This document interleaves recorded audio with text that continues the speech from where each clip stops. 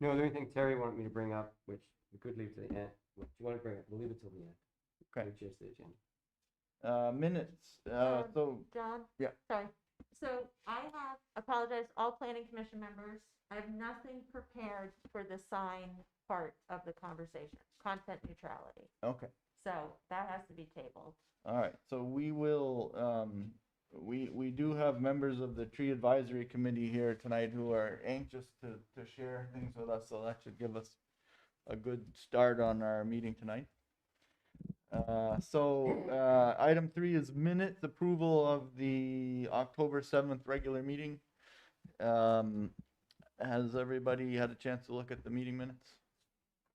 Yeah. And I'll take a motion to approve the minutes. So moved. Second. I wasn't here. My second. Yeah. I second. Actually. All right, any discussion or changes to the minutes? I didn't see anything. Did the guys online notice anything?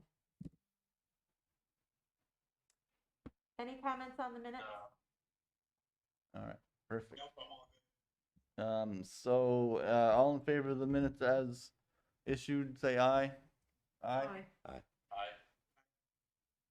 Any opposed? Motion carries, thank you.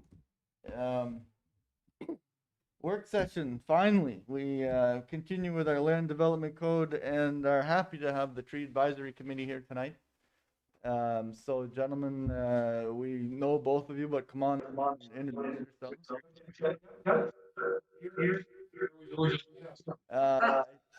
Hold on. Oh, hello, everybody. Okay, Got some. 1 sec. Oh, You can man. sit anywhere now, actually. I think. The remix version. Okay, can you hear? Oh, Actually. Yeah, I can see now too. Yeah. okay, cool. Oh. You might have to lower our volume though. All right, Nick and Warren, right? Yeah, yep. Yeah. Well, thank you all for inviting the tree committee to come and comment on chapter 7. And allowing us a chance to maybe improve the document and make it a little better plan regarding to section 719 and the landscape requirements. I'd sent out a letter and also the suggested changes, and hopefully you might have seen them. Good, okay. And I'm thinking that I'll just do an introduction and then Warren would be able to go through it sort of on a line by line basis of where we think some changes should be made. In general, I think that there's good language in the existing code, but some improvements are needed, especially when we're talking about the downtown district as well as the corridor roads that will be redeveloped over time. And these locations definitely present much larger challenges to have a sustainable landscape and need to be treated a little bit differently.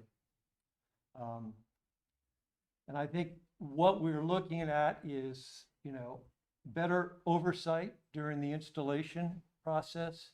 And when we go back and say a little bit better planning requirements, and then oversight when trees or plants are put in the ground, installation. And then on the other end, if we have failures, to have accountability amongst the developers to replant as they are supposed to be replanted and to be in good condition. So it's oversight and accountability are the two big ones to say. And we suggest that the Planning Commission utilizes the tree committee, the new city of Essex Junction Tree Committee, and the tree warden to review landscape projects that come in. And that we can offer you suggestions and improvements to make it a better project. And given that we're just an advisory, you can take some of those or not, since you have the final word on things. I don't think it would add a lot of time to your deliberations for us to see it and try and give you some advice. I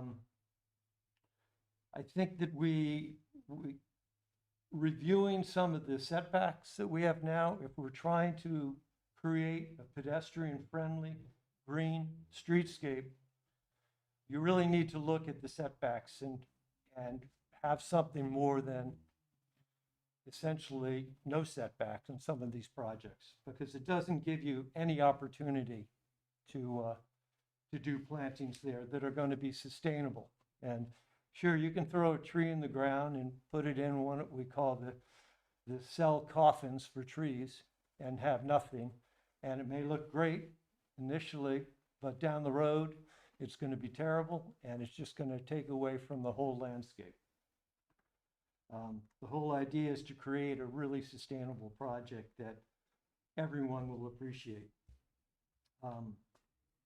So I think that's kind of the nuts and bolts of what we see, and hope we can work with you. And we'd love to work with you in the future on more projects. Awesome. Warren, do you have any other comments? Well, we sent the comments to you folks a while back. I'm sure you've seen them, maybe you have them in front of you. Yep. We were asked to go through section 719 in relation to landscaping, and my first run through that, I thought it was not bad. It was pretty good, you know, nicely done. And our suggestions as we went through it, basically are a few tweaks here and there, some additions, and I can go through that and now and see if anyone has any comments. Also, to let folks know that aren't here, that I am the village tree warden, for those of you who don't know. So I'm pretty much involved with a lot of any tree issues that go on with the village. The design and development of properties, residential and commercial, is just another piece of the pie. So glad to help out if I can. And in his professional career, he was the city of Burlington arborist. So he has, how many years were you there? 38. 38 years. So we are really fortunate to have him a resident of the Junction. And So I have a question, Warren, before you get started. Are you working from the hard copy manual, or are you working from any of the editions? well, there weren't too many editions from what I saw of the latest rendition that was sent out, I think on October 18th, right? Yeah, the October one. I looked at that today. Yeah. It's got the comments from stormwater in it. Mostly related to stormwater. That may be what some of you are looking at. And I believe it was Chelsea Yep, down there that Yeah. went through this and added. yep, Not really, I kind of like to keep it clean. That would be my thought here. And there's a really long section on the stormwater, which I looked at briefly. And maybe there could be some captions in here, perhaps right under A. I think that's where purpose intent, was that where she had the first one? Yeah. She Yeah. wanted to put a B in there and had the piece in it. Maybe that you reference that, the stormwater section, right, so that the two don't get too mixed up with developers. yeah. And So, have a place for vegetation there. right. So just, John, do you want me to share the actual 719 on the screen? Is that helpful to anybody? So these folks have just, you know, their 2-page edits, but I could put the full text up on the screen if that's helpful.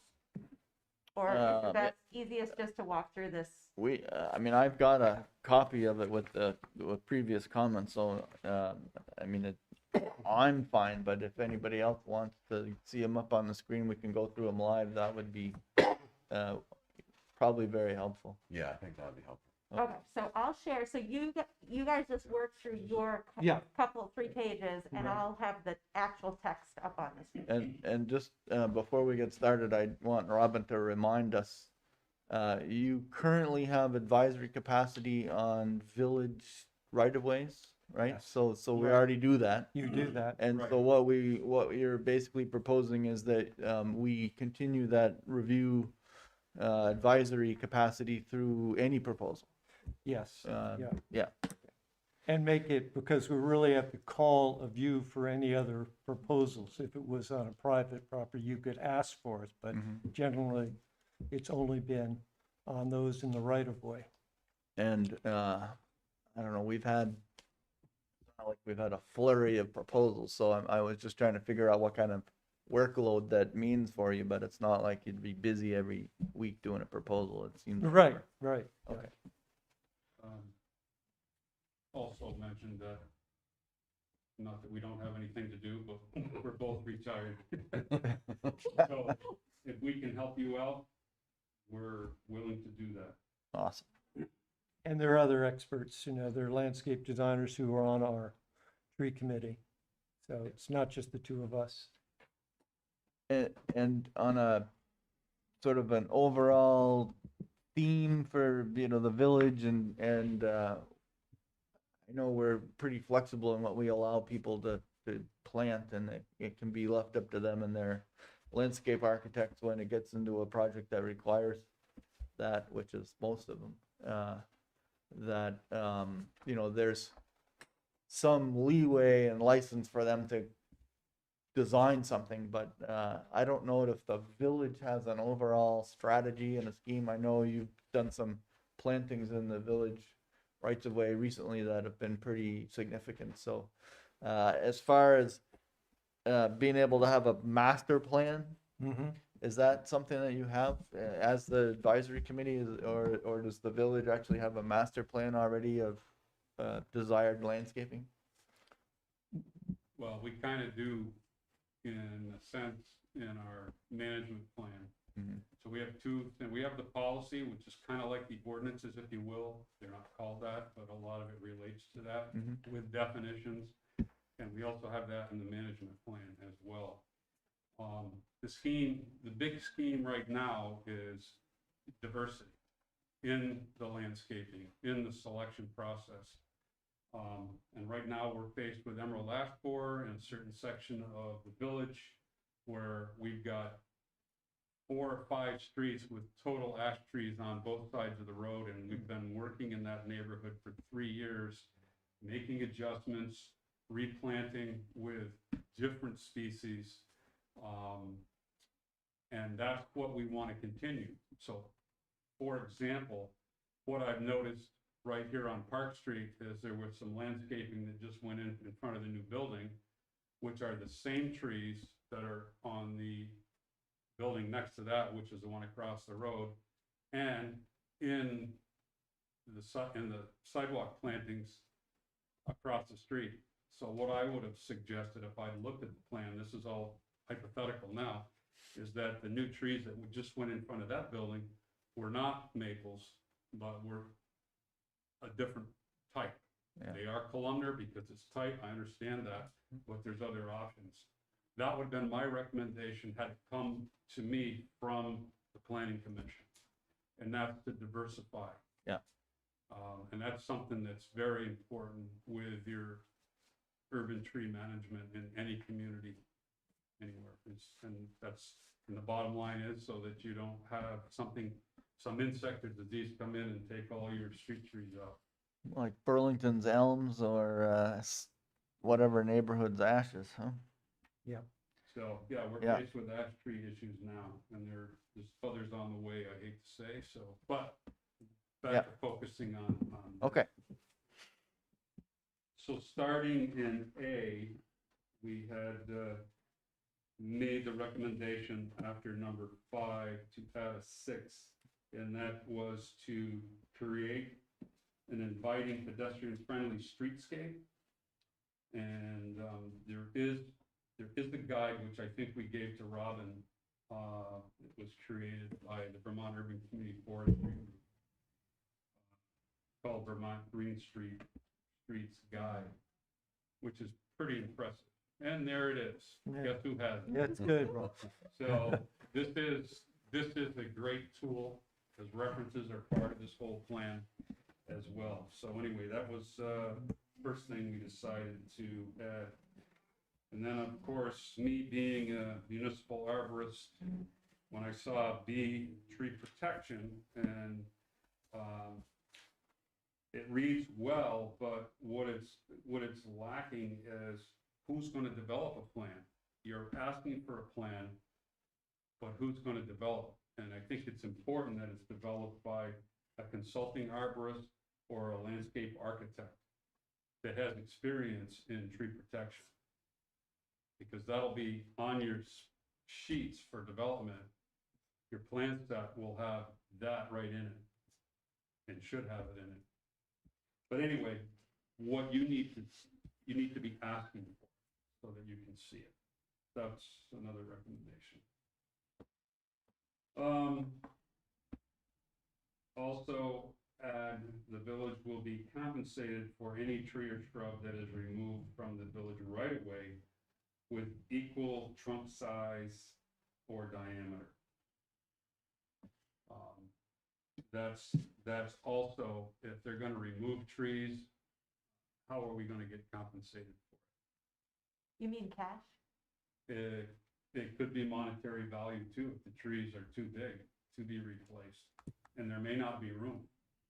And I have done that in the village, most recently this year, when the trees were removed on Pearl Street with Belco when the lines crossed. Mm-hmm. We got compensated nicely for that, and that money comes into the budget, and then we will use that money in our planting process around the village. Okay. So in other words, just taking them out, putting them back, sometimes that's the best way to go. Mhm. You have to look out for what's best for the community. If the planning commission wants me to add something, would I write this as first priority, the trees are replaced in some way? Second priority would be compensation of value, or should it be generic? You might say if they can't be replaced, or if they're, there are certain circumstances where maybe they can't be replaced. And it made sense on this project with Velco that they were not replaced. Right. So, but your other options are you just cut them down and that's it, and we don't get anything for them. They're a value to the community and to the village, so there is a monetary value for your landscape. And that we've seen, I think, in a number of projects here. On Maple Street, we had trees that were planted along Maple Street. Those came down with the Maple Street project. And I believe we had a couple of trees on the 8 Park, is that what it's called? 8 or 11, 811 Park, that were removed. John, Patrick has a question. Yes, Patrick. Well, first off, what's the best way for me to announce myself? Is it just to raise my hand, or should I try and speak and then wait for a Spart to jump in?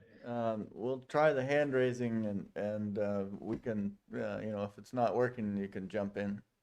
Okay, sounds good. So what I was just thinking of in my professional world, what we call something like that is a 1-for-1 replacement plan.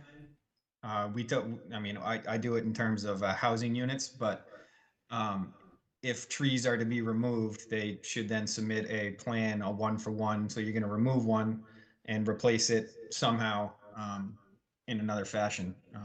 I just like the phrase 1-for-1 replacement plan. It seems to kind of speak to that. Comment? I would say 1-for-1 is okay, but size is important in diameter. Yeah, so sorry, I guess I should define the one for one. It's in terms of like affordable housing, it has to be equal to or better than the housing that was destroyed. So it would be the same, or the replacement housing has to be equal to or better than the housing that was removed. So it would kind of be along those same sentiments that the tree to be replaced has to be equal to or better than in trunk size, diameter, however we want to define that, but equal to or better than. Yeah, equal trunk diameter is the way I would phrase it. Is that possible? Yeah, so here's an example. If you took down a 6-inch caliber tree and you wanted to replace it, it's not too easy to replace a 6-inch caliber tree, but you could replace it with 3 2-inch caliber trees. That's equal trunk diameter replacement. Oh, okay. That's how that would work.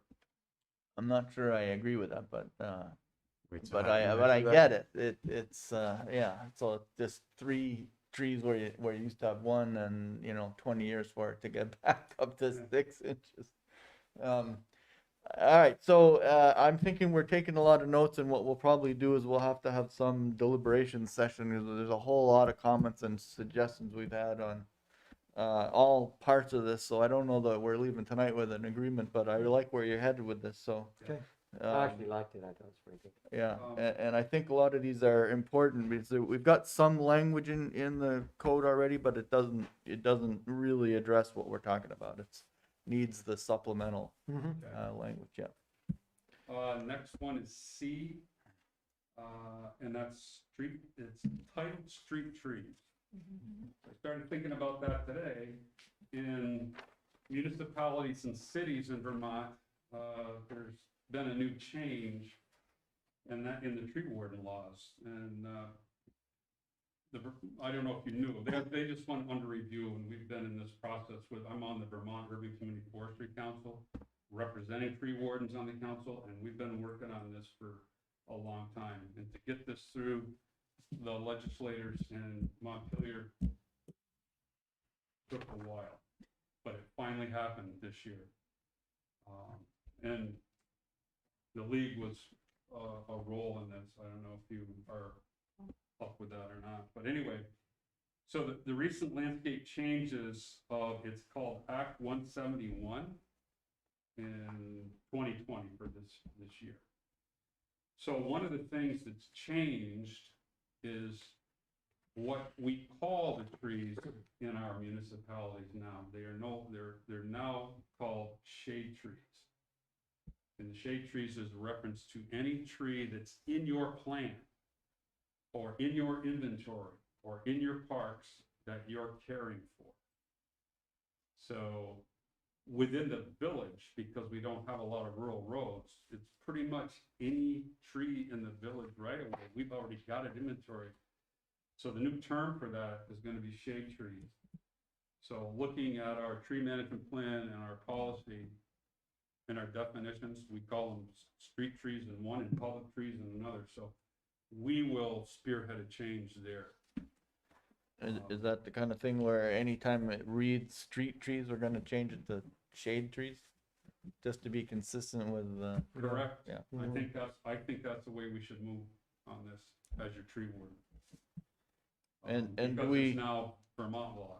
So do we? One of the things we've tried to do is reference those laws in there, just so if you need a definition for that, it's Yeah. tied to the law. Yep. Yeah. But I just thought I'd point that out because that is new.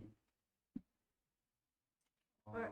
Warren, on that, okay, because we talk about street trees and the trees being near or close to the street. Because when we're looking at a plan, we also talk about shade trees, let's say in the rear of a property, okay, for the Right. total property. Parking lot or something. Parking lots and that sort of thing. Well, they would end up being shade trees definitely for the parking lot. Right. Which is why we're talking about it. How should we differentiate? Well, the differentiation here is public versus private property. Okay, Okay, so private property, call them whatever you want, but the reference for in the public right of way now is shade Shade trees. trees. If they're under the jurisdiction of management of that community. So it's important, and then I think that when we get into any material that we have, policy, management plan, what have you, that's referencing vegetation, and there's this public tree, shade tree, street tree, they should all be one. Just for, to be clear and clarification with that. We just would have to think through if you have any, I don't know if this really happens in the village, any new private roads for a subdivision? It can happen, yeah, yeah, it's happened with Autumn Pond and Village Okay. Walk and Village Haven. So we'll just think through that. We've been trying to make any new PUD private as much as possible. Okay, Add the 40-foot planting requirement may not apply. We're on C3, I believe, right now. We're making a recommendation to a tree protection plan must be submitted on the tail end of that, because you are goes preserving existing mature trees along the right of way proposed. So Now, is that, am I misinterpreting that? I'm reading that after your recent statement to mean any tree that is a public tree. Yes. In other words, not along the right of way, but in the public right of way and under the control of the village. And if there's gonna be some, preservation plan for those mature trees, Actually, John, it should be along and in. It should be both. Because isn't there a move to get some of the street shade trees, street trees on public property, but they are within the purview of the village for providing shade instead of having them just slightly off as opposed to in the right of way. Well, where opportunities are not in the right of way, we will reach out to a private landowner and agree to plant a tree for them, take care of it for the first year, but it does become their responsibility. And we are not responsible for it after that time. but in a sense, you are treeing the street. That's what we're You know, we're able to get. And The goal. we're in a situation in the village outside of the heart of the downtown center here, where a lot of our streets, that's what we have to do. Work with homeowners. Where we can, we plant them in the public right of way. Yeah, But it also is a great way to continue getting trees on the street. I remember reading a book when I first came here by John Albers. And if I remember right, she gives some history with the exception of about 3 community. Almost every tree was on private property, but coming out into the public right of way. And So- the one beauty about doing that is the communities, if they're shading the street, but in the private property, the village or town or city doesn't have to maintain them. So, but we can't call them shade trees or but in the public tree definition there, because they're on private land. Right. Right.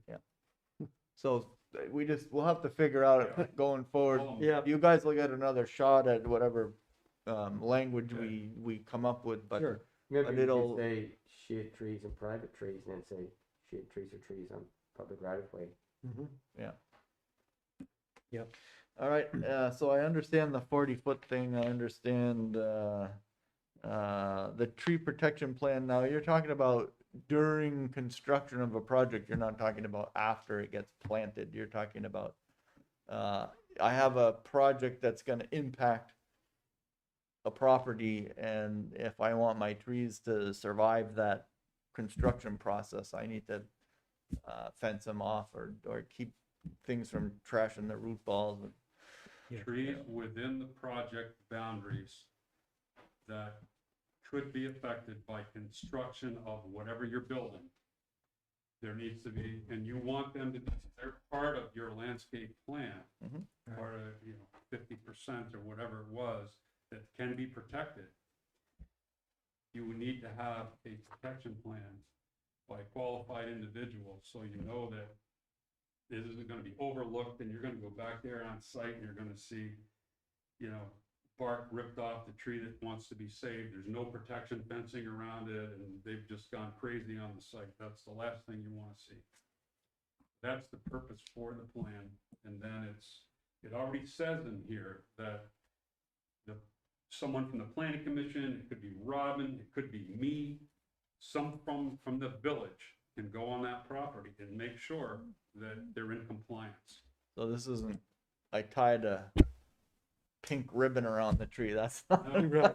A little better than that. Now, and that's where damages come in as well. Yeah.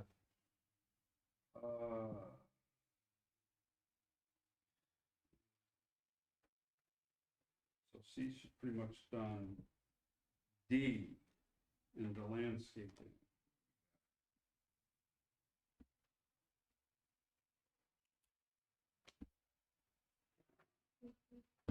So section 3, or number 3.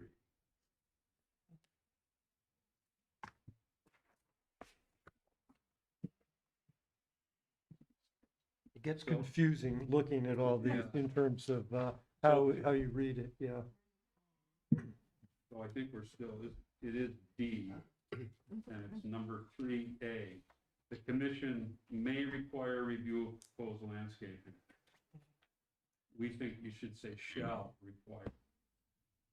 I'm just curious why you wouldn't want to.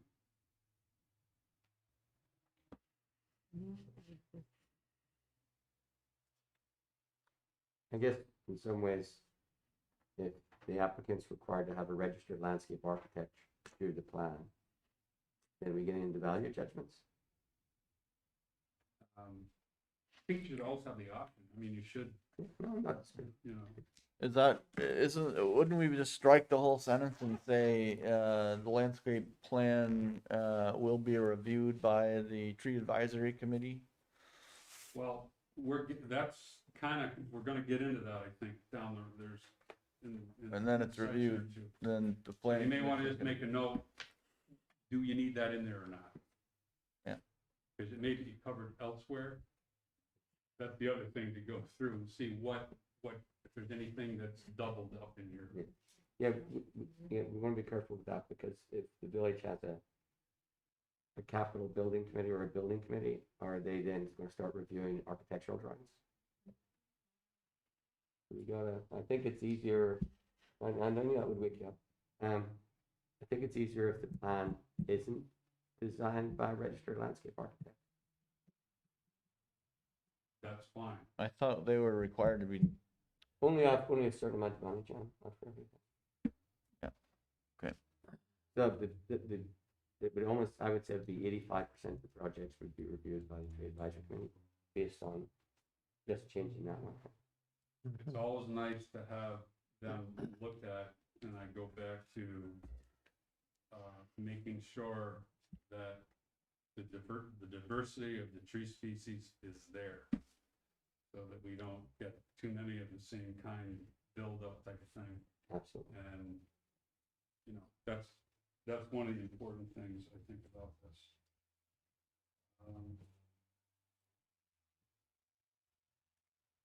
Okay, section 4, this is where it's gonna take some patience. Because we kind of looked at this and thinking, well, this is where you might say the meat and potatoes are for making sure you get what you want and get the right language in there, so that the developer's landscape architect knows what you're looking for, and then knows in the end that someone will be looking out to make sure that they're adhered to. So to start out with installation, which is A. So we'd like to change that and call it materials and specifications. And strike the text and replace it with all plant materials shall be in accordance with the American Standards for Nursery Stock, the ANSI Z60s, or latest version, all installations shall follow acceptable horticultural practices as described in the most current ANSI A300 planting and transplanting standards. And another recommendation for a source, like John held up, would be trees and shrubs. The principles and practice of planting trees and shrubs, authored by Watson and Hemlock and published by the International Society of Arboriculture. So there, that says what you're looking for. And both of those manuals, the ANSI standards, everybody should know. That's what everybody's normally using in your opinion. And, right. Yeah. I mean, And any landscape architect is gonna know those standards, probably gonna have a copy of it right in their office. and the other book that's referenced there, is it consistent with those standards or? Yeah, and the A300s are actually get into saying how the trees should be planted. But most firms get this with LAs. Yeah. So I don't think that's a problem. Where what we want to see as a community here is when the project goes in and the landscape contractor is the one that we need to be making sure they adhere to this. Okay. Okay, so when you see your prints, when your plan sheets come in, and that you look at, this needs to be on that. That's gonna cover you. Yeah, I've seen a lot of planting, diagrams, and I can't say I remember seeing, that they comply with these, code requirements, but that's, And the best way to do that, and this is the hard thing, is you've got to be there when the landscaping is going in. so that's a different, That's that's a- an that is- installation thing, right? Mhm. Yeah. That's totally different. And would, I But at mean, least who do you- we have do that? Is there, we don't have anybody that does that now, right? The only one that would, is your volunteer tree warden at this point. You know, but Yeah, 'cause once that's, it's in the and the mulch is on it. that's how you know you're gonna get what you asked for, because sustainability and down the road, whether it's the installation of the tree, the installation of the soils that go in, it's all so important. But, so Warren, we have instructions in some cases where on the plan, it says that someone from the village must be there to witness installation. A lot of it has to do with piping Sewer, services, underground stuff. underground Right. stuff. So in this Well- case, we could possibly, Absolutely. to have a similar Same statement. statement. Yeah, well, Mhm. so, for example, when you're having certain things go in that need to be inspected, you're gonna have an engineer there. You know, it's gonna be the village engineer, Right. probably, Rick Hamlin, Yeah, Steve does it. or Steve, one of his folks to oversee it, make sure it's done right. Same scenario should happen in the landscape world as well. So, anyway, So this last document, principles and practices of planting trees and shrubs. So, we That should is not a- refer to that as standards. The Nope, that's a- standards are in the other. that is a reference. So this would maybe not live in the LDC. Right, yeah. Yeah, Yeah, okay. because that is kind of another reference on how to, that could be a reference, could be, just thought we would put it in, doesn't have to stay there, if it doesn't fit. I think I need a different, I It need looks- to add it a looks like you B got and, two-sided, and we know. Oh, I got it. Oh, I got it. I have, yeah, I've got an I have extra two copy. separate- You want to Well, let me see if there's, there's copies of them. that's the back side there. Anyone else need one? Nope, good. This Yeah, is, these are this one has a single-sided. correct back. yeah, these are single-sided too. Weird. All the others are two-sided. Yeah.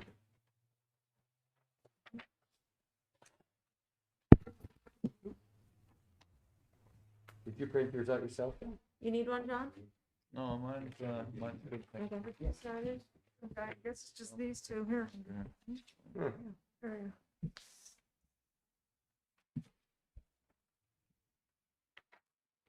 go. I'm adding another B here that includes that installation observation by village staff, or we'll figure out who's gonna do that. And then so B becomes C and C becomes D. There's gonna be some changes of the letters. After that, you have maintenance, which may now be C, I don't know. We'll figure that out later, but under maintenance, that all is well and good until you get way down to the end. And that's where, I wanted to add at the very end of the maintenance is trees greater than 5 inches of caliper, their replacement value will be assessed by the village tree warden. So this comes into play when a tree cannot be replaced. And it goes back to our monetary value compensation for our loss.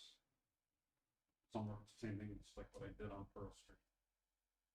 And then that individual developer, whoever it is, would then have to, see that, and then they can agree or disagree, and then we can go down that road later, but then they would end up compensating the village for the loss of that tree.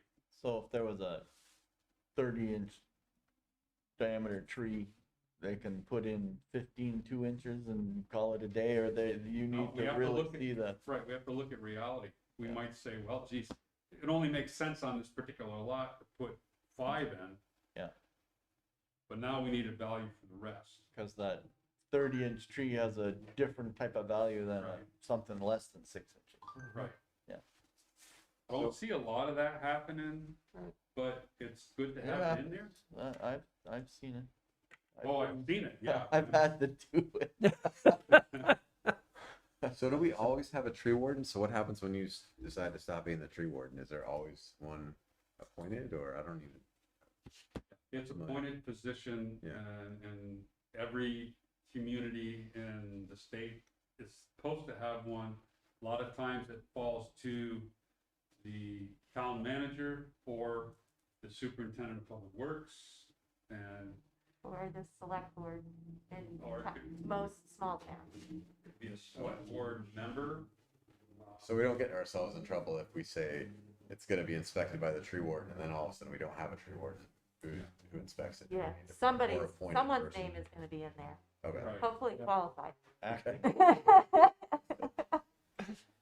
All right. Well, the good thing about the tree wardens in the state, there's a pretty good following, and the Vermont Urban Community Forestry Group is doing a great job at running educational seminars for tree wardens. They're putting a lot of stuff, more than I've ever seen, which I think is excellent. Because this is gonna become more and more of a needed thing in communities. Or even not down the road now, actually. Okay, so I think that takes care of that. Then it's the design standards. Did we miss C there? Yeah. Failure to maintain? Oh, yeah, That's a big let's one. talk about failure to maintain. Stronger language may be needed. Replanting rather than simply issuing a code violation. Just something for you to think about. Because that code violation may not be appropriate. Maybe need to be something a little stronger. Do we have a performance bond? I'm seeing that on D8 at the bottom of the Yeah, page. Do we have that already? We've never had to use anybody who's had a tree that's died, they have replaced it. We just ask them to replace it, they replace it. But the leverage is Good. there. Yeah, there could be somebody that doesn't, so it's good to have. Because that's pretty common in, a lot of communities to have that, you put up some amount of money to make sure that the money's there to take care of the trees if they die. I think so. I mean, that sort of incentivized them to take care of the trees and to, at the onset, yes, we can oversee some of the planting that they conform to all those, but how do you say, for the first year or so, you really need to be watering them on a weekly basis. And often Sure. they will not do that. They may have a landscaper put it in and say, just put the trees in, and they never take care of it, rather than having a performance bond by that landscaper, that they will take care of it for at least the first year. And that generally gives them a good start to get going. We saw that over there, that did not happen. Do the performance bonds have a sunset? Do they last for a year or two and then they're taken off the books, as it were? Generally, if a tree survives the first year, there's a good chance it's going to survive. Okay. Statutorily, you can't hold that money for very long. Mhm. It is defined in statute, so I think it's in the 2 to 3 year time frame. I would hope you could go that far out, Yeah. that it, not just the first year. Because at that point, after 3 years, if they're doing pretty well, they're probably going to continue to be selling again. And it behooves them, because if we're requiring them to replace this if they keep dying on them, unless there's a real issue underground or such, we need to see it rather than see some terrible looking tree out there that does nothing for anyone. Yeah. All right. No, I don't know in, just downtown, part of the downtown here in the business district, if there couldn't be something a little stronger? Or should you, No, that would be appropriate because the design standards. because you're right, this is the heart of the village right here.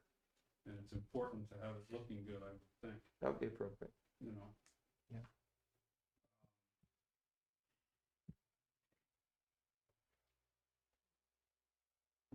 Yeah, I just don't know what stronger is beyond it's a violation of the code and the performance bond is over. I'm not really sure what you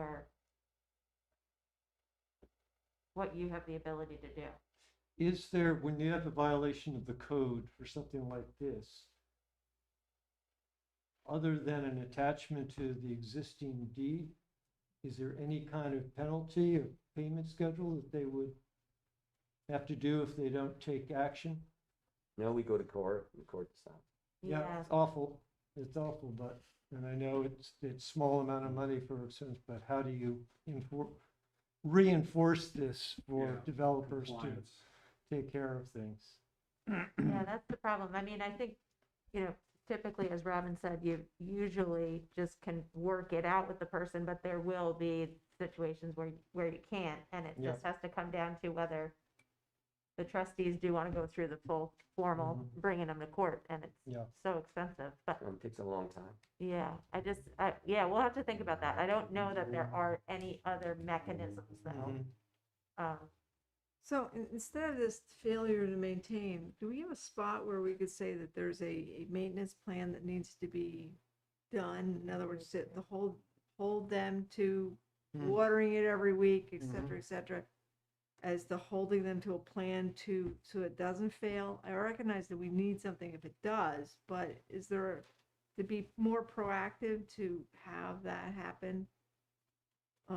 As opposed to, okay, now that it's dead, Mm-hmm. which Right. is, of course, not what we want.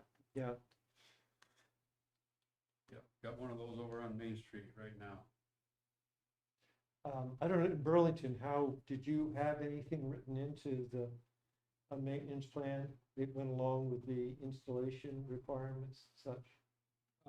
Or is that It laid was- out? Well, as it's challenging because then it comes down to enforcement.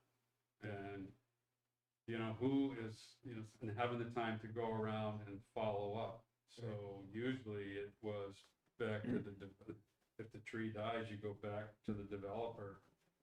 And hopefully they feel good enough about their property that they'll go out and replace it. But you've got to go talk to them. So it's a matter of communication with them, and then, you know, worst case scenario, that doesn't happen, then it's up to the village to go back in and replace it. But that'd be the last stretch. The last thing that you wanna do. Yep. You know, we do realize that some of this is gonna be challenging, but I think strengthening this is what we're looking at doing will be a help. And then, you know, working together on the development pieces, is good to get us involved. Yeah. As well. And it is, you know, the landscaping is always the last thing in a project. We've got to get this done, and it often gets the least amount of care in terms of in the installation process, the And in the construction. standards is getting things in place that help. Yeah. You know. So we're looking, under D5 to add a new letter way down at the end called L. And that would be, the Village of Essex Junction may require additional design to enhance and sustain tree growth, such as the use of civil cells, engineered soils, or expansion of the proposed planting area. It's not really said in here, but it would be something that we might be looking for. Example, some of this development right in the heart, where there is no green space to work with. Things are getting planted in the concrete and tree grates and et cetera. I don't think it's said anywhere, so I think it should go in. Yeah, and I think maybe attached to what you guys were talking about, Greg Douglas talked to me about maybe the village could take out percentage of construction that should be spent on landscaping. He thinks there may be another mechanism to get landscaping you're looking for without saying, you know, if it's a $500,000 project, then you pay 1% of the project towards landscaping. I'm not sure myself how to do that, but maybe you've come up with something. It seems that if you've got a number, then you can say, we need this much, but Well, maybe there's another way to do it. Yeah, I think these are like slightly two different things here, but I like the fact that there's at least some way to have the village propose a target number. And I think, you know, it's not always vegetation, the landscaping can be other street amenities and other features Right. of a design, you know, it's not just a tree. It's hardscaping as well. It can be hardscaping as well, so I'm comfortable leaving that in because I think it promotes somebody thinking about an overall strategy and a look and how do you create a public space or you know, what's the design of that non-building area? And so I like that.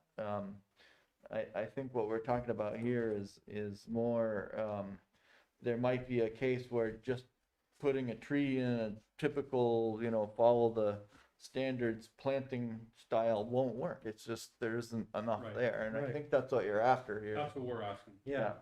Exactly. Yeah. And I think in an ideal world, if we had a complete master plan of what the downtown looked like, these are what developers would have to follow in terms of the streetscape. Then maybe you don't need that language in there about those And 500,000 or 250, whatever. But I think that's really hard to accomplish. the city of Burlington got into that before I left with their Great Streets project and initiative, which they started on St. Paul Street from Maple up to Main Street. And that was just the beginning. Now they're looking at Main Street, but that takes in all the amenities, landscaping, stormwater, the street design, the bump outs, the, you know, the Utilities. utilities and where they're placed and all of that. So I don't know if we are going to get into that here in the village of Essex Junction or not, but I'm saying that communities are starting to look that way. Complete streets is another one. I think you guys know the complete street thing, Yeah. which gets into that. But I just want to say something about, Robin, you brought up, you know, hand for this and finance.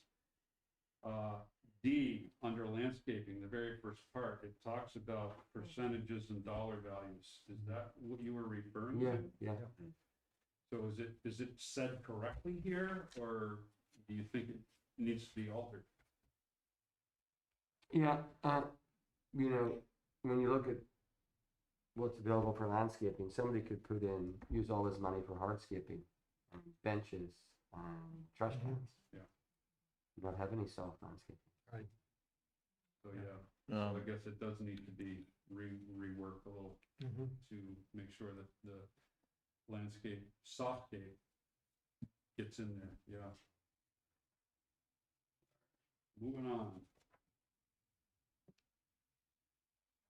So, There's actually a lot of good examples in this Green Streets Guide on, ways to plant things that aren't kind of typical. Right, Right. oh, yeah. To make yeah. sure you got enough root growth and water supply and all that, so. Yeah. I guess that's where, knowledge of the particular soils in a given development and seeing what they're proposing to do, you know, if they're gonna have a tree every 20 feet down the sidewalk and they're just planning on leaving out a chunk of sidewalk and throwing a tree in there, we're all gonna look at them and go, you need to do a little more there, you Right. know, throw them a let copy of that that breathe book for and 2 say, years go. and then you'll be pulling it out. Yeah. Now, sustainability is what you really want in a landscape in a community, if you can, you know, but you've got to give the plants what they need Yep. to survive, and understanding that is important. Yeah, I think we can work this in. So 7, one small word, if you will, from may to shall, getting the tree warden and the tree advisory board more involved, or involved in the proposed development plans. That's sort of contradictory. The first line says must be reviewed. That's municipally owned land. So the second half of this is, well, I think what we're trying to say is we want to expand the purview of the tree advisory committee to include more than just the village owned land. And so we can rework the whole paragraph here. Okay.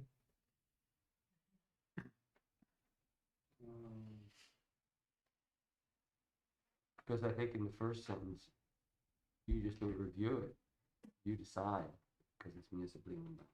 Yeah. You decide the species, you don't just review the species. Right,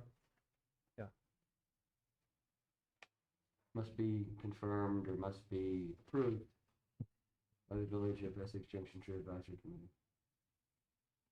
I think approved instead of reviewed would work. Yeah, it's a little bit of a, they're still an advisory committee though, so Right. still that Does changes, be. they don't have any authority to do anything other than advise us on what to do. Yeah. So without monkeying with that arrangement, I think Right. it's fine to say they're reviewing it and they'll give us all the comments we need probably. Yeah. That's all we're asking. The next one is 8E. And this is where emphasis shall be placed on selecting species native to Vermont and the Champlain Valley. Native is good. A lot of the trees that we use, you can relate them to they are native, but I think I just wanted to change it to hardy.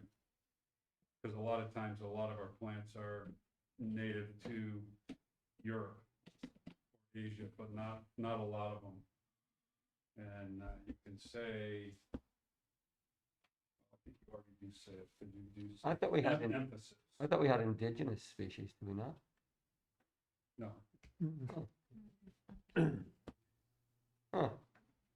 no. So that's up for debate, or maybe how do we change that, or do we just leave it alone? And so the suggestion would be to just really switch that word, so it would still be hardy to Vermont and the Champlain Valley. Yeah. Right, Okay. okay. Because that's where we come in to review the landscape And actually 80+% of it is native. Maybe not native to Vermont, but native to the Northeast or north central US. But hardy enough to grow in our environment, which is key. And that just opens up a wider palette of Right. species to for So- diversity. Yes. So then we should make sure that all the trees that we list are considered. Do we list our hardiness zone? Are we 6 or something? Part 5. 5? Getting to 6. Yeah, That's right, some of insane. them. Yeah, It's gonna change. yeah. We'll be on the peaches soon, On Main Street.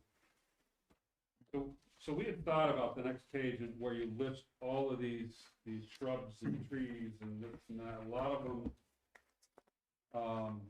them are native, and some can be used in the urban landscape, and some you wouldn't see used in the urban landscape. So we thought it best if you took that out and just reference the state of Vermont's tree and landscape planting requirements.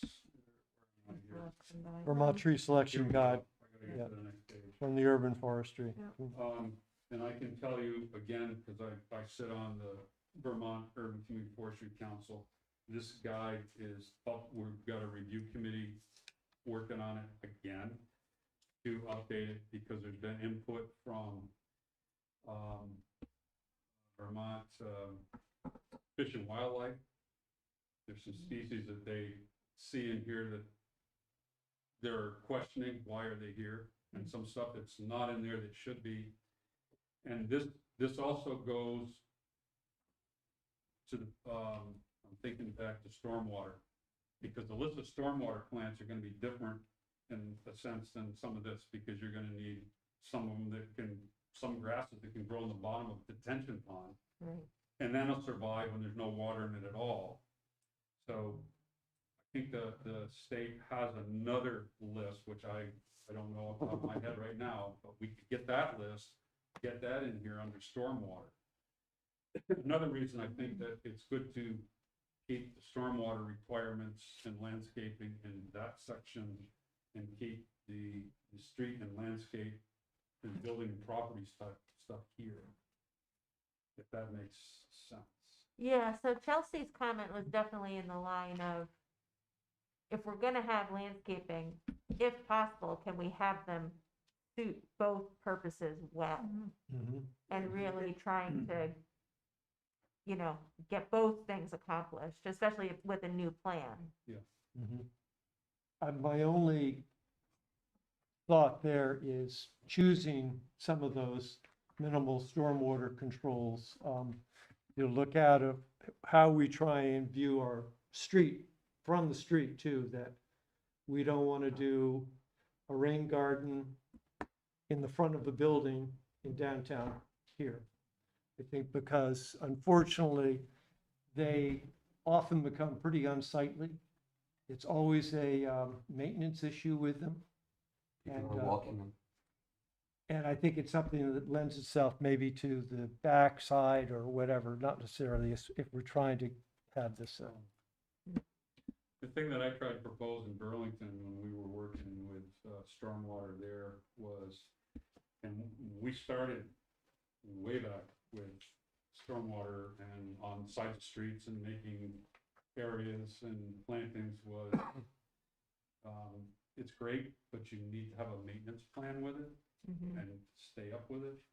And if you go to that great streets piece I was talking about on St. Paul Street and look at the amount of, there's this, it's like in the street stormwater Yeah. plantings right there. And they take a lot of care, because they need to be weeded, maintained. It's like having a perennial garden in a sense, until it gets to a certain point when it will self-manage. But Yeah. I don't know how much of that we'll get into in the village. That remains to be seen.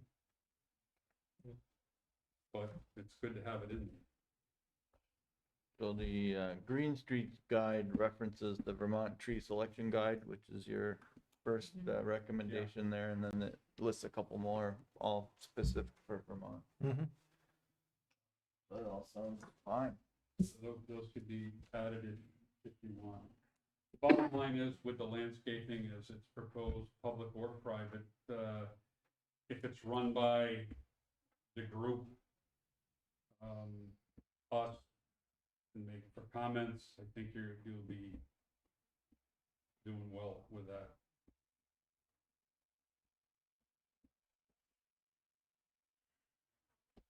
Okay. The last was D8G. Looks like there's an F there too, right, before G? Yeah, we covered that because we talked about taking out. Yeah, the the list. performance bond. Yeah. Oh, right, right. Okay, so I guess that's it. That's it, yeah. Mhm. Thank you. That's good.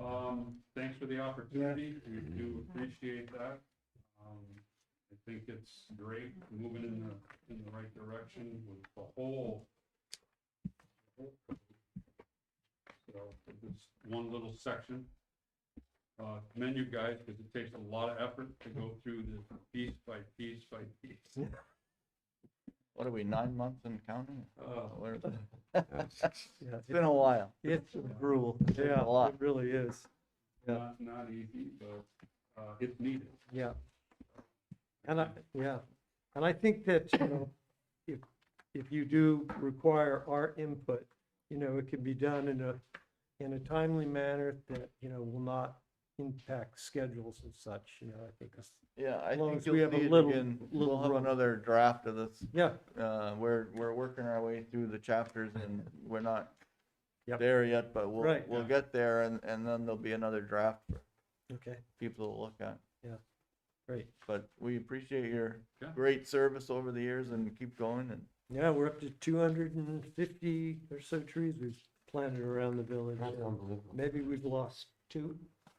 Yeah. Yeah. they're- Was that Warren's fault? No. The car ran over him. Yeah, I think my dog can tell you where they all are. yeah. Well, if you Hey, haven't- if you mind haven't- that dog now. If you haven't been down Mansfield Avenue, from Brickyard Road. Yeah, no, or those some beautiful trees right there. Yeah. All about them. Nick and I planted 7 more, on Monday, Yeah, Oh, Wow. from the branch out Burlington. and this is from the nursery now Yeah. that we're actually growing the trees in. So So we're able to save the, we're growing them, digging them and planting them now. How Yeah. about that? So awesome. try our. Are you pruning them too? yeah, Will be. yeah, Oh, yeah, we have. We do work days in summer. yeah, All right, well, Trouble. thank you. yeah. Thank you, guys. Any questions I should ask her? No, I thought it was very good. Good. Okay, great. Thanks a lot. Thank you for your time. Yeah, thank you. So there's something I'd like to bring up, just, trustees, would like us to put on the agenda when it's appropriate, discussion about cannabis overlay districts and buffer zones. Many times there's, especially in the village center district, once you get in buffer zone, you know, Park Street School and the other school, and so on, 500-foot buffer zone that the state Cannabis Control Board has put in the regulations, which are still changing, still developing them.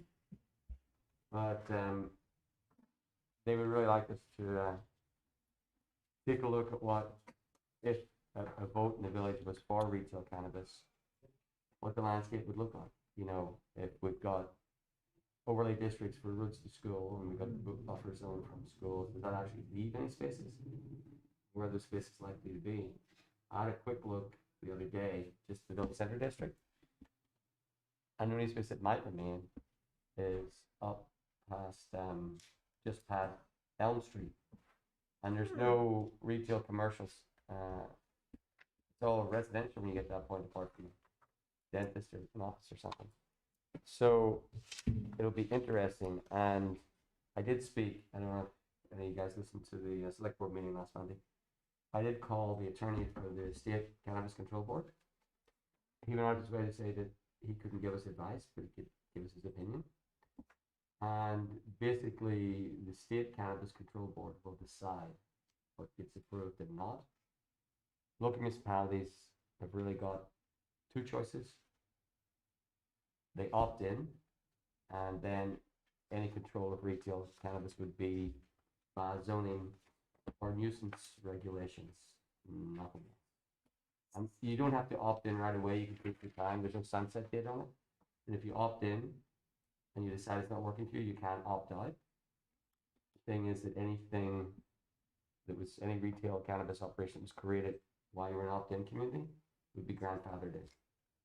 Okay, so this zone, I know that for tobacco and some other things, there is a zone that says it can be, it has to be beyond a certain distance from schools. So we have numerous schools in the village, especially with Fleming and Summit Street being just literally up the hill here from Right. here. That depending on what that district is, it would exclude the downtown area, because literally we're talking, I don't even think we're a football field away from Summit Street Well, from here. Well. So, I'm not sure what that exclusion would do, measuring it from Fleming, to the shopping center down on Pearl Street. Is it 500 feet? It's not that far. So, did you draw a plan? This is all graphic. Melanie This is a did- graphic. Melanie had these lovely blue circles. Yeah. Park Street School wasn't in it, so I did a quick in my head around Park Street School. Yeah. And didn't leave too much. Well, that's kind of what I was getting at, is that it's not, the school building, 3 school buildings, really do impact the downtown and Pearl Street commercial area. Yes. Because they're literally, everything is downtown. Or, Yeah, and we, unlike Liquor Control Act 164 says a municipality can opt in. Yeah. So no matter vote, no vote, move forward, don't move forward, the village and the town, as a separate municipality, have their own vote to opt in or not. Yeah, and we addressed this a couple meetings ago, I think. Regina gave us some information on Act 164 and Mhm. the opting in Yeah. part, and then there was a audience member who gave us some commentary, maybe a month ago. That I think that was Mariah, was it? Did Mariah? Was she here? She may somebody have was been here Yeah. remotely. Two. or remotely, just Yes, yeah, remotely. basically Yeah. trying to tell us to, pay attention and think about how to make sure everybody's safe. Mhm. So I want to see this graphic version of how the statutory requirement, if it's 500 feet, how that really lays out from the school properties. CCRPC will give us that, she said.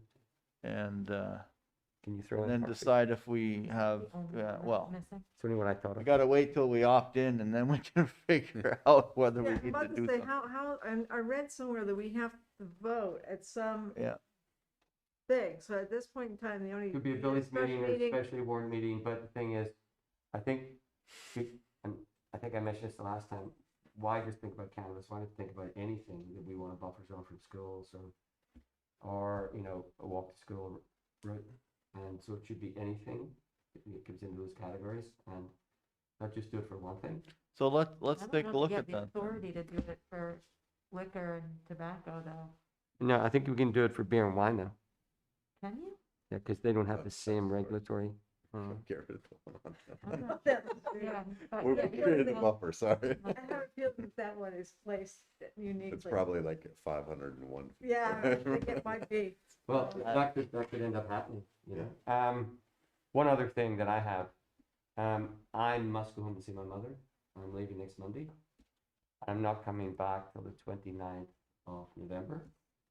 And Terry suggested that we have no meeting the first Thursday in December.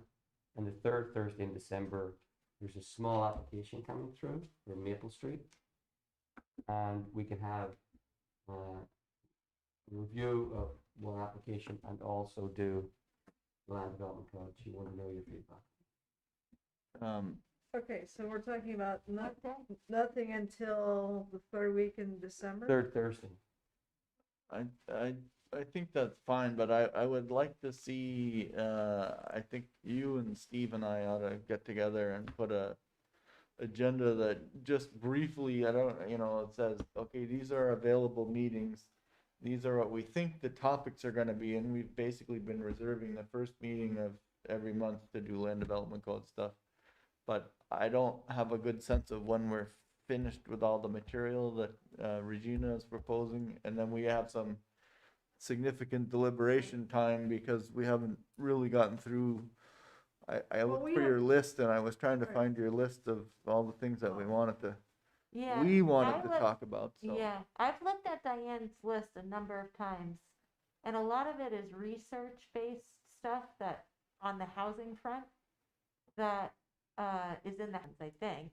Yes, it is. But I can look at it again, but if, I can send it around so folks can remember what's on it, but it's not a lot of all right. change. Yeah, no, my point is, I think we could put a little structure to upcoming meetings, at least out 6 months, but I'd like to see when we think we're gonna have a rough full draft, of the next round of our best intentions. And then, a review period for that, and then, when we think we're signing off on it and sending it along, just, we don't have to be perfectly exact, but just, okay, Sounds like here, Regina should be part of that too. yeah, so here's the target, and, here are the absolute have-tos, and, maybe it's not a big deal if we miss a meeting or two, is my point, so, Okay. and you've got holidays coming up, you got all kinds of reasons why Thursday nights are gonna be busy. So let's see if we can just pull that together, and maybe you've already got 3/4 of it done. Sounds good. So, I'm sorry, we're talking about meeting next December 16th. Yes.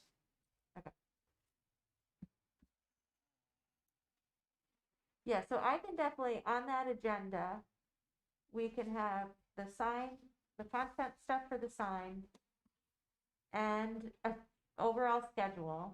Yep. And I think I can probably start getting all these edits that we've talked about so far addressed in the various chapters. Yep. And then there's some things that we've been asked to consider, like extending or modifying districts. So we should go through those deliberations and, decide we're doing something or we're not doing You something. mean the trunk roads? The design review on That trunk- too, right? So there's some key things that That's we've important. decided we either want to do or probably don't want to do, and so we should just get to a point where we've answered those so that our next rough draft can be, or our next draft can be pretty close to the general direction that we're thinking. No, yeah, that's good, John. So yeah, I am unaware of other edits, other zoning district edits that you guys have been asked to look at, other than the extending, like we've already done the first. Mm-hmm. Well, I think So- we had a proposal from a lady on Main Street. Yeah, we're not gonna do that. We're not going to do that. I'd like to just formalize that question and answer. We had similar requests for Duplex, previous close to the high school. Yeah. rewrites of the LDC, so it's just appropriate we follow the same process. Okay. So Robin, you can get me all of these requests? Well, we really have Okay. that one at the moment. Yeah, it wasn't too many, but But we did pursue the previous one and eliminated it because of its location. Mhm. So this one, we should probably do the same process of evaluating. And we are evaluating all the trunk roads anyway, so Right. for other reasons, so we can, it's worth a wider view maybe of all the trunk questions, and then we'll just decide we're good or not good with all the issues at the same time, and boom. Okay, Happy days. excellent. Are there any other items on the LDC right at the moment tonight? Not the LDC. No, I think the only part was that you and I know that you and I both had questions about other sections, but that can wait. Okay. Um, Yeah, so how do you want to do those? Do you want to wait? Because, so far, we've looked at chapters that have edits. That's most of the chapters, but not every single one of them. Well, we've looked at stormwater suggestions and we haven't discussed the edits that the planning commissioners may have. Yeah. Because we did with staff and other staff members edits and did not go through those in those chapters. Yeah, so that's what I mean. How and when do you want to do that? Do you want to just like take chapters 1 through 4 one night and go through that? And like what's the best way well, to this do is that? what maybe on this whole scheduling thing, we can identify, okay, we're gonna try and you planning commissioners have these questions to answer and these chapters to review. Here's a chunk for this meeting, for this meeting, for this meeting. Like outstanding items, because stormwater and things that the state's telling us we have to do anyway. I think we've sort of been briefed on those things, and I don't see us, what are we going to object? We can't do anything. So, but Right. like the rewrite of the whole PUD section and what are we trying to get out of that? That one needs some time. Yes. And so I want to see those things coming up, like, hey, you haven't decided on PUD. You haven't decided on the trunk road. You haven't decided on, whatever other items we have outstanding there, and we can start working our way through that list. Okay, yeah, so we definitely need to have this smaller meeting because I am unaware of what those other things even are. So I'm just leaving it open-ended in case there are any. I'm not sure that we have a long list. I just PUDs. want to be open to, any remaining items. Okay. Happy days. Yeah. So, LDC comments going once. Anybody on the phone have anything there? Bill, Patrick? Patrick? Nope. Good. All right. So, there was a big vote earlier this week. Are there any updates for that sort of affect us at the moment that we know about, or do we don't have any Doesn't affect you. information? We're already doing our own thing, and Yeah. we keep doing our own thing. Separate land development code, Yeah. as is, will be. Okay. No matter what happens. All right. Here, Diane should get a round of applause for all the work she and her fellow Oh, my companions birthday. put in for the election day. Thank you. Yes, I'm sure the staff will appreciate the Just when you're supposed to say I'm here all week. No, I was here there for 16 hours, thanks. We should get Warren and Nick to plant the tree and on all of your behalf. Everybody We work should have on that. Warren and Yeah. Nick there plant a tree for the cityhood thing. That's what I mean. Yeah, but That would have to be specifically enough. all the people that work so hard It on. would definitely have to be a note. Yeah. Okay. Good. So what's this what? other planning commission thing here on the agenda? That's the comprehensive economic development strategy project. John asked about that. I I guess can- we have to get to item 5. All right. So I can talk through this very quickly. I do have about 8 slides, so I will just run through these. Let me get it open. And by the way, I attended the Vermont Economic Development Conference today downtown Burlington, and saw Regina there, so I know she's all up to date, but and Steve there too as well. So there wasn't a whole lot on what we normally hear about housing and those kind of development things, but there was a lot of information about sort of the economic forecast, jobs, and availability of material and labor to construct. That seemed more the focus on what was happening Oh. today. Mhm. Normally we get a little bit more on, you know, some of the other key planning topics, but we didn't get that this year. Well, It was finance of building is become, from what I understand, more expensive. the supply chain issues are significant and continue to slow down construction and create more expensive projects. Just physically hard to get material and labor. Right, I understood that, Yeah. you know, think metal, forget wood for the moment. Wood's actually doing better than Is it that. really? Oh, They good. say, yeah, but you know, they fluctuate depending on, you know, who's buying globally. So we're in this for a while longer. Yeah. And odd things like paint and foam, so insulation. Apparently the storms in Texas affected a lot of the fabrication plants that, you know, do this kind of thing. So we're, Yeah. yeah, Mm-hmm. yeah. Okay, so on that happy note, Chittenden County Regional Planning Commission is working on our CEDS, Comprehensive Economic Development Strategy. In Chittenden County, this will probably be our 4th or 5th version of this plan. It happens every 5 years. We're doing it a little bit differently this time around though. But first, just what the CEDS is.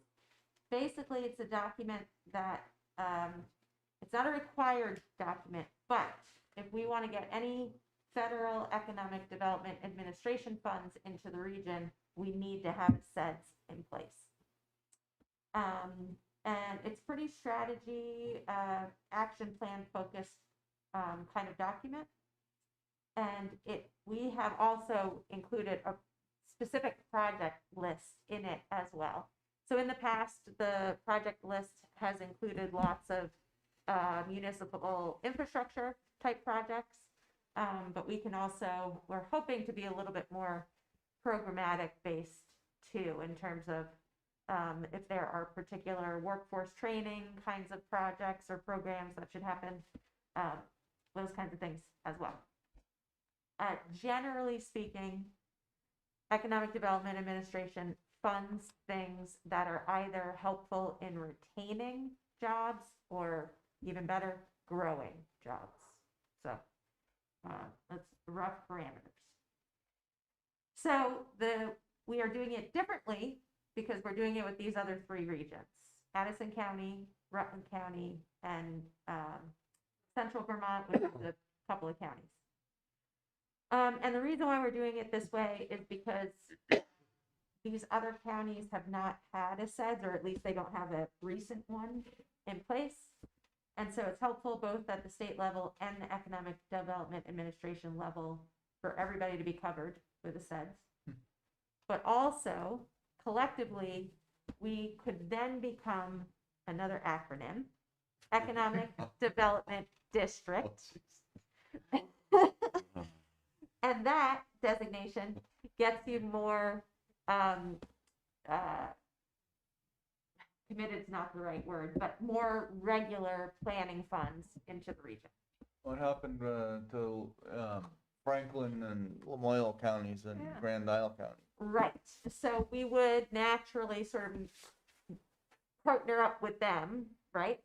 But Northwest is already in an economic development district with Northeast Kingdom. So just the whole northern part of the state, so. Okay. Okay, so the regional planning commissions from all those regions are helping to write this and do this work, as well as the RDCs, that's Greater Burlington Industrial Corporation here in Chittenden County. And then also Agency of Commerce and Community Development. is helping as well, which is great because they're really thinking through quite a bit on COVID impacts and, you know, nobody's got any glass balls, but what that might look like down the road. So at this stage of the game, we are in the outreach and engagement. We're just getting around to talking to as many folks as we can to let you know that we're doing this plan. We are also really looking at a lot of existing reports and studies because there's a ton of it at the state level and also more specifically in our various regions.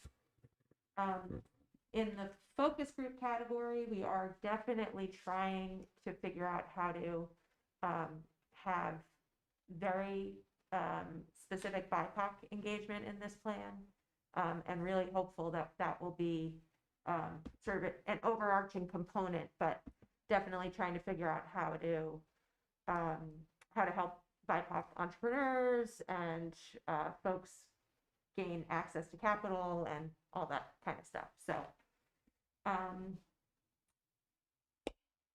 we will have a draft of the plan in the spring, and so we'll sort of circle back around when that happens and let everybody know that there's a draft out there to review.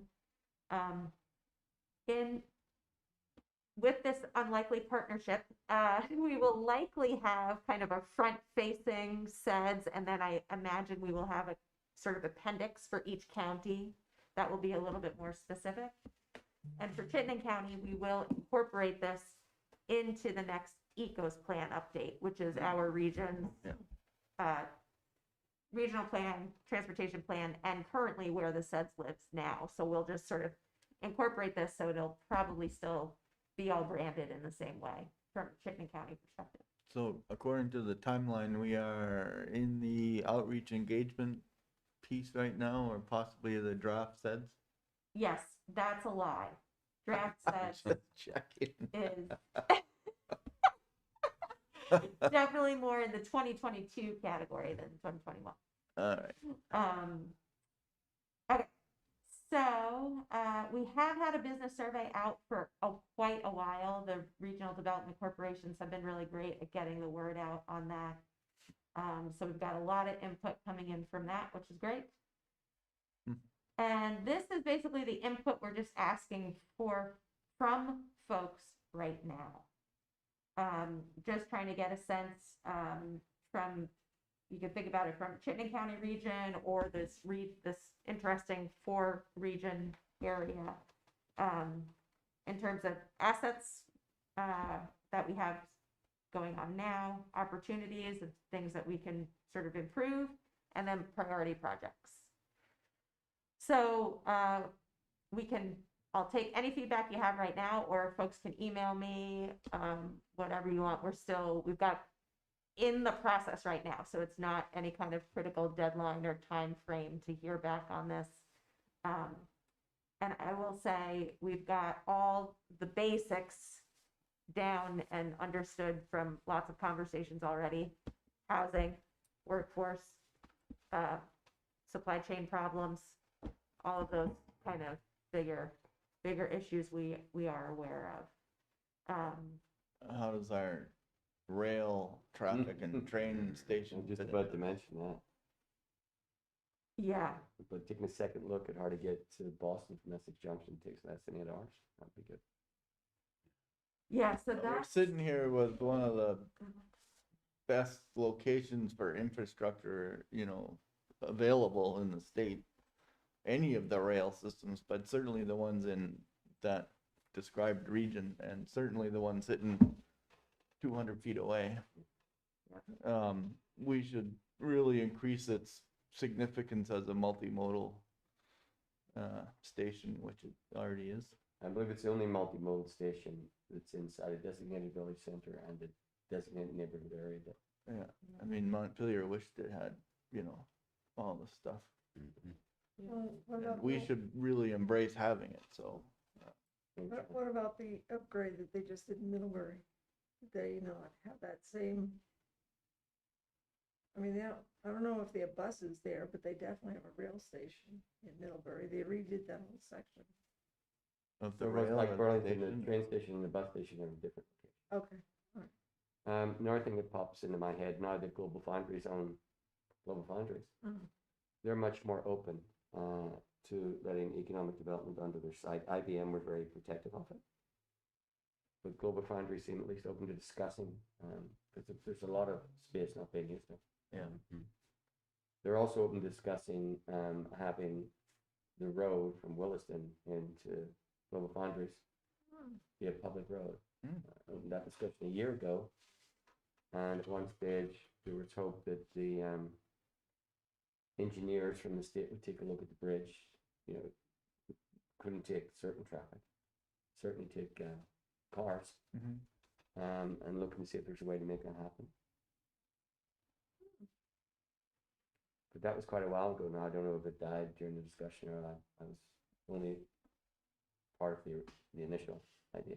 Well, that's significant in that it would, in my opinion, it has the possibility of relieving a certain amount, if not significant, traffic from already poor, what do they call it, the service quality or something, you Yeah. know, like 2A And not only that, you know, with five corners and, with 117 flooding, yeah, if they're coming Wicked, across that, yeah. they avoid the flooding. But that would also open that, potentially that area down in there to more traffic, you know, could be commercial or otherwise into that area, because it'd be just right into coming up River Road. So as opposed to using the Powerhouse Bridge, or for that matter, getting up onto River Road itself. I mean, it definitely could lend itself. It might actually open that, they were supposed to have an industrial park there on Maple Street, which seems to have kind of gone by the wayside. Well, yeah, there's been a few oh, other it's things. master planned, it's still there. Yeah, there's just still a few other things that have come and gone. I mean, there's been initial discussions on stuff. Didn't go too far. If we go back to the train for a while, and I've been sending out a few emails, but the Montreal to Boston train, the two Amtrak trains that come into Vermont pays Amtrak to bring them in. The proposal at the moment, and I can understand it because they're using track that's already passenger rail standard. And let's say the trains come from Montreal and it stops in Essex Junction. Then it goes down to Springfield, Massachusetts. You've got to get off that train, get on another train, which my understanding is it goes west, and it goes south, and it goes east.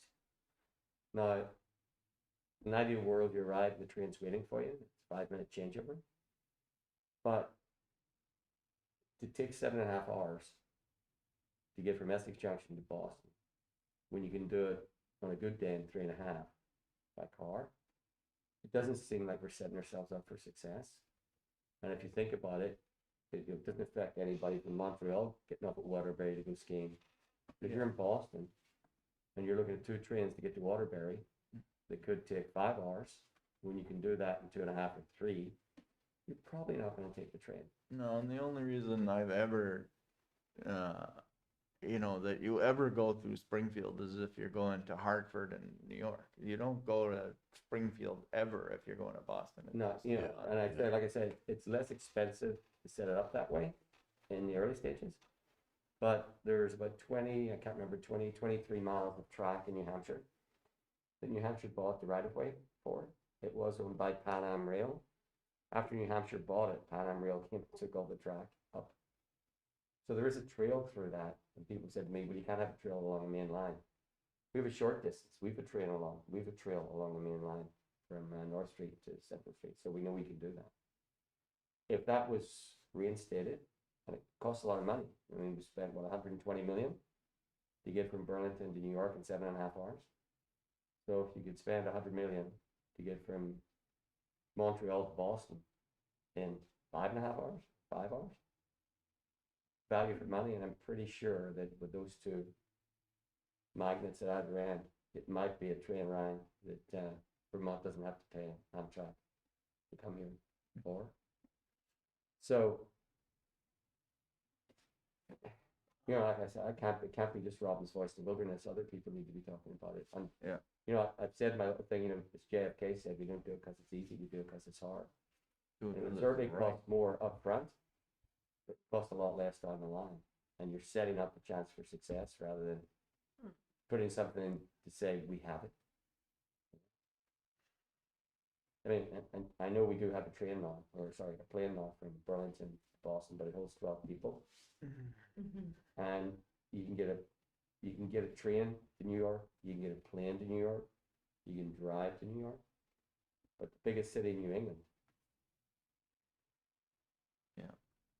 You know, if we're talking about economic development, we're talking about getting people from a huge conurbation in Waterbury, Concord, or New Hampshire, or up here into Montreal. It's $4 million a mile It's not cheap, to put a track in. not cheap. Although you'd have to look at that to see if that's areas we already have the right of way secured, etc. It's already flat. You know, so you're actually just putting in what was taken out as opposed to, creating embankments and all sorts of stuff. I'm sure, I think, it has to start, pretty sure it has to start at the congressional level. Our guys will have to be talking about. There's a lot there, but I think it takes a commitment from all kinds of levels of government sources that rail traffic is something that we're interested in restoring. Yeah, Right? I mean, if you we're gonna do gotta get that. So. We're gonna do it, let's do it right. Well, it sounds like it's an effort to it's not just Essex Junction should be pushing it. It sounds like Waterbury, Montpelier, and all the other towns along the way should be all pulling to get this, because quite frankly, if the traffic's coming from Boston or the traffic's coming from Montreal, could be filtering it both ways. Yeah, I up mean, and down. it wouldn't really affect Canadian traffic coming to Vermont, but it would affect Boston traffic coming to Vermont. Yeah. Or Canadian traffic going any further. Well, Canadian traffic going to Boston. Yeah. It's all. Well, and it's the all ski linked. resorts too, Yeah, I mean, I don't know much they about get off in Waterbury and go skiing. I mean, it's Yeah, get off, and people have taxis, buses, Ubers, you rent a car. There's a lot of stuff involved, hotels and so on, restaurants, cafes, but I don't know. All the ins and outs of it just doesn't make any sense. Plan for something that has a small chance of commercial success, just to say we did it. Yeah. So in general, I think we're all still in favor of continuing to support and improve our rail station locally and our rail traffic performance on a statewide level, including connections to the key major cities in our region. So Boston, we can already get to Springfield, so we know that works. So if there's a reason to do that, and you can keep going to Hartford and New York City from here, instead of going over to Rutland and then over to Schenectady and then, down or wherever that goes. Yeah, I think that train actually helps New York probably more than it does. If I could actually take a train all the way to New York City without driving to Rutland to get on, I don't know. You know what I'm saying? Well, the irony is, if we have a train that took 3.5 hours, ballpark numbers, you have Essex Junction, Boston. Yeah, it's like brilliant. It's 3 hours from Boston to New York. It's still faster than going the other route. It cost 140 million to put in. Yeah. I'll say that when we've taken the train to New York City, we drive to Rensselaer. I take the plane in 50 minutes. we drive to, is it Rensselaer? Troy. Troy. Yeah. You drive to Troy? I drive to Troy. It's a nice little station. Jump right on the train, and you're in Penn Station in a couple hours. But it's not exactly what you're thinking. If you're trying to promote rail traffic, it's a little. Or promote tourism and economic development for all towns along the track. Yeah. Around the interstate. And it's wear and tear on the interstate. It's more pollution, more trucks, more cars, more buses. There's a lot of moving parts. Yeah. All right. So how does any of this fit into your questions to us, Regina? I think they're opportunities, and they're awesome. I will add them. Thank you. You're welcome. Okay, great, thank you. It's not necessarily an Essex Junction thing, but the whole beta aircraft, situation is a regional Chittenden County thing. It's, Absolutely. I saw Fair to them. take They're off. fantastic. anytime. Yeah. And become a dominant player on that type of thing. Well, UPS is using it. I think what I've heard is all of the people who are in the delivery network, but mostly, or especially, I think it's got a healthcare angle, delivering, you know, Organs. organs and other sensitive things, you know, that could be a game changer. Absolutely. But of course, all the other industries that are delivering packages and so forth are looking at it, they're waiting for it to really become. It's not a passenger thing, right? My understanding is they're not aiming the service at passenger flights yet, but you know, there's such a huge market for the rest of the things that you know, we're seeing a tremendous potential there. Yeah, I think the size of the technology will reduce the size of the aircraft. Or dictate it. I mean, it's like the first Tesla. It was the size it was because of the batteries it needed to move it. It didn't need to be that size. Yeah. They have solar panels and everything else, and they get smaller than the things that they're operating get smaller too. Amazing. All right. Anything else that we're? I think so. It's a good meeting. All right. Good. Thank you. To adjourn. So moved. And a second. All in favor? Aye. Aye. Bye. Aye. They did not. Thank you, object. gentlemen. Sorry to waken you there, Phil.